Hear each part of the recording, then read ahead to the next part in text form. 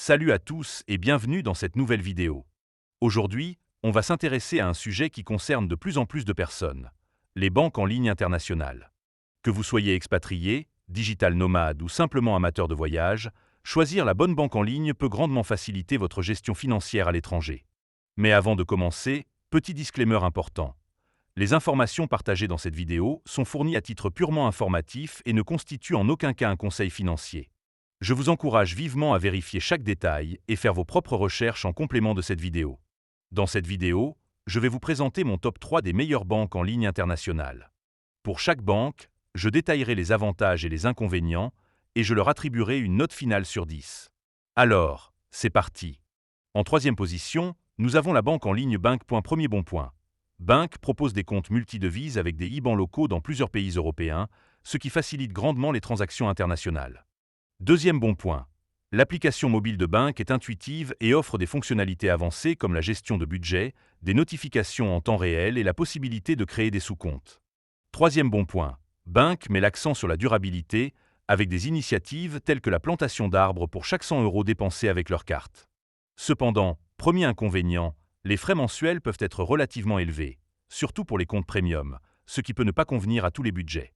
Deuxième inconvénient, Bank n'est pas encore disponible dans tous les pays, ce qui peut limiter son accessibilité pour certains utilisateurs. Note finale, 8,2 sur 10. En deuxième position, on retrouve la banque en ligne Wiz. Premier bon point. Wiz offre un compte multidevises permettant de détenir et de gérer plus de 50 devises différentes, idéal pour les personnes effectuant des transactions internationales fréquentes. Deuxième bon point. Les frais de conversion de devises sont transparents et parmi les plus bas du marché, ce qui permet de réaliser des économies significatives. Troisième bon point.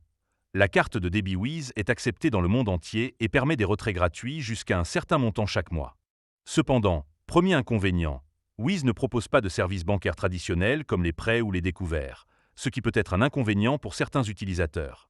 Deuxième inconvénient, le service client est principalement en ligne, ce qui peut poser problème en cas de besoin d'assistance immédiate. Note finale, 8,5 sur 10.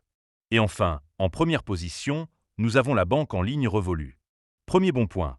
Revolut propose une large gamme de services, allant des comptes multidevises aux investissements en crypto-monnaie, en passant par les assurances voyage, ce qui en fait une solution tout en un. Deuxième bon point. Les frais de change sont très compétitifs et les paiements à l'étranger sont généralement sans frais, ce qui est idéal pour les voyageurs fréquents. Troisième bon point. L'application mobile est riche en fonctionnalités, avec des outils de gestion budgétaire, des notifications en temps réel et la possibilité de bloquer ou débloquer sa carte instantanément. Cependant, premier inconvénient, certaines fonctionnalités avancées sont réservées aux comptes premium, ce qui peut nécessiter un abonnement mensuel. Deuxième inconvénient, le service client peut parfois être difficile à joindre, surtout en cas de problème urgent.